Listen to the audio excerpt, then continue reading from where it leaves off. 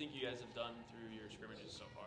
I feel like we've done real good. Lately, we've been like competing a lot and, helping the younger freshmen just get like a grasp of what they need to do like on defense and on offense. I feel like that really like led to us. I'd say led to us being more like together. Last year we didn't have a summer, so it's hard to really like learn the stuff fast. So this year it's been a lot better. What are the differences going against your teammates, like when you have the ball, against the defense in practice this season?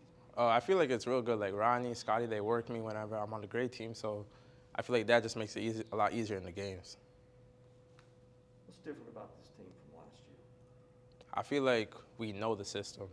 Last year we had guys come in and they didn't really know the system that well. A lot of freshmen, a lot of new guys. So this year coming in with as I said before, like with the summer, it really helped us learn the system and the defense, learn the rotations, all that. What you work on most this offseason for your game? It doesn't really seem like that, but I try to work on my body the most. And really just shooting like off the dribble, off pin downs, off flares, stuff like that. Justin noticed you were wearing a wristband today with plays on it. What was the purpose of that like, for the practices? Just so like during the scrimmage, we have like play calls at easy access. Instead of having to think of it off top of my head, I can just look down and it's there. Are you going to do that or wear those in games too? I don't think so. I think it's just practicing. How much do you think it'll help to have some depth this year? I feel like it'll help a lot, just taking off some pressure from Scotty and Joe Wright, who's made a big jump from last year. I feel like the depth that we have now could lead to like late in games when they don't, like last year they wouldn't have legs because they're playing like 36, 35. This year if they're playing only like 30, then they'll have legs at the end of the game for us to finish games. In a tight competitive game with not that much foul trouble, how many guys do you want to be in your rotation? No, that's kind of game to game situation. I mean, hopefully I feel like everybody needs a sub. I think we got the depth to do it. We've gone as many as 10 or sometimes 11 deep depending on foul trouble, or a rotation of 8 or 9. So I mean that's just kind of a game to game decision of how we feel that we can go out there, who's healthy, but I like to have a sub for everybody. How's Liam's ankle, and how do you feel about the job Quentin's done? Liam is coming along fine. I mean, he hadn't had any setbacks. I mean, still in his ramp up. He hadn't had any back-to-back workouts yet. He had a great workout Monday. Was off, had a good workout today. So it'd probably take tomorrow off, then he'd come back and have another workout on Friday. So, but Quentin has been really good. Quentin has been steady, for us. I mean, I think he's probably had as good a summer and fall as anybody. And he's going to be the guy that we're going to count on, to start the season. Obviously, Terry and Frank and Jermaine, man, are going to get, plenty of minutes at those big spots. They're really interchangeable for us, 4 and 5. And those guys, have the ability to space the floor, just as well as, someone like Liam has. But Q has been more of that traditional center for us that's rolling and screening, doing all the things that our big does. But we try to throw him a bone too, let him shoot a 3 every once in a while, just so he can join in on the fun. Trey talked about how beneficial your off-season was this year. Obviously last year because of COVID, it wasn't the same. How much more prepared do you feel moving into the first game of the season? Yeah, it's been great to have a full off season. I think all of our guys needed that. The first off season was a lot of trial and error, trying to figure some things out. Then we felt like we knew some things that we want to try to get accomplished, and then we didn't have a summer, and now we did have one. So I thought our guys grew from that. We got to know our personnel again. The onboarding of our younger guys was done by our older guys, which was fun to watch. And now it's just about trying to keep everybody healthy. Had a little bit of a setback from the scrimmage. Rodney had sprained his knee, and so he had to actually have a surgery, to clean up a little bit of a meniscus tear. But we're looking to have him back in 4 to 6 weeks. So it's just how fickle this thing is. We felt like we're feeling really great about where we were, had a real veteran team, and we still feel good. But now it's forces, Tyron Lawrence, who's working his way back. Maybe he needs to get up to speed a little bit sooner than he would have to otherwise if Rodney was in there. But I think ultimately it's going to be good for us. It's going to give the Shane the zonies and Peyton Daniels, probably a few more reps than they would get otherwise. But I think in the long run, it's going to be really good for us. Do you expect Liam to miss the first game, the opener? Yeah. We're thinking long term with Liam. I mean, I don't know when he's going to play. So I appreciate. I tell you when he'll play. So you don't have to ask me every time we come here every week when does Liam play. I promise you, as soon as he's available to play, I'll be the first to tell you. We might even have a blast or released about it. But every week, I don't want to come here and have conversations about when we're working him back, and as soon as he's comfortable and we feel like he's ready to play, believe me, he'll be out there. How do you feel about your true freshmen and how they're progressing to being ready to play at this level? Well, yeah, I mean, again, I don't think it's so imperative for them to have to, play right away, but we do feel good about the things that they're doing on the court. You got a chance to see a little bit of it out there today with, Taryn Frank and, who else? Shane, had some really good plays. I think Peyton, he's still, maturing and growing. He's going to have some ups and downs, but he has some ability to do some things and add a variable that we just don't have. A guy that can come off of screens, get the ball off really quickly, a lot like Trey, but with a little more size and a little more athleticism.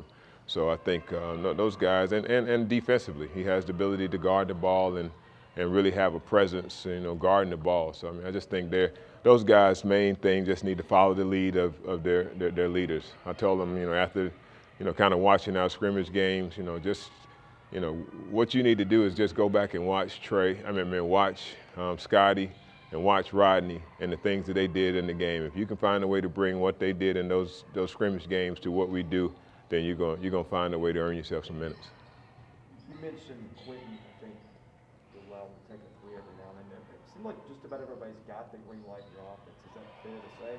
Yeah, I mean, I think there was a couple of shots out there today where I thought Jermaine turned down. So we want him to be more aggressive, when he get his open looks. Again, it's just like, comfortable. I mean, I know he can make those shots, but again, it's just them being comfortable in doing so.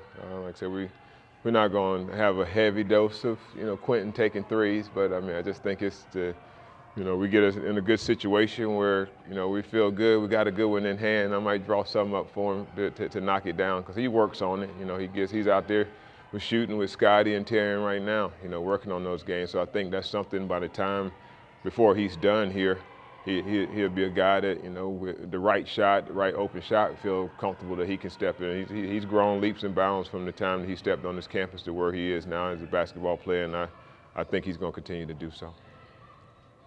You've got more depth, but you've also got some versatility with Taryn and Jermaine. In particular, they can guard the post, they can do some different things. How much does just the depth and the versatility help you this year?